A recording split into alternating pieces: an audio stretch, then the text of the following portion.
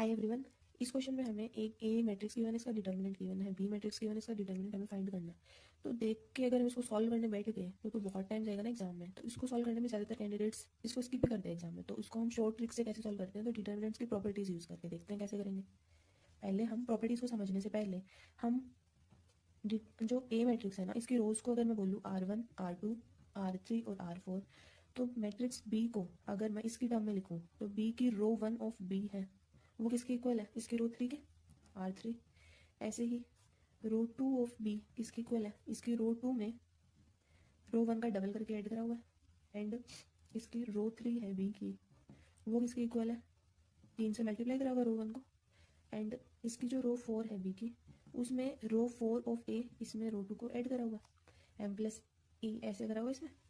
तो अब इसको मैं फर्दर देखूँ, इन प्रॉपर्टीज को अप्लाई करें, then adding a multiple of one row to another. जैसे देखो इसमें करा हुआ है रो 1 का मल्टीपल 2 है, वो इसमें ऐड करा हुआ है, डज नो चेंज डिटर्मिनेंट। तो इससे हमें क्या पता चला कि R2 प्लस 2R1, इससे कुछ चेंज नहीं आएगा। ऐसे ही हमारे पास R4 प्लस R2, इससे भी कुछ चेंज नहीं आएगा क्योंकि इसमें दूसरी रो का मल्टीपल 1 ऐड करा हुआ है, इससे भी कुछ चेंज नहीं आएगा। तो ये R2 की इक्वल होगी, ये R4 की इक्वल होगी।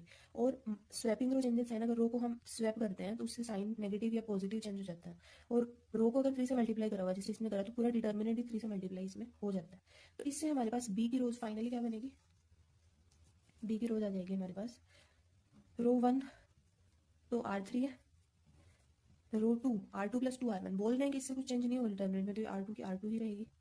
रो 3 R1 है, तो मतलब ये भी 3 से मल्टीप्लाई हो जाएगा डिटर्मिनेंट, उसको मैं 3R1 ही लिख रही हूँ।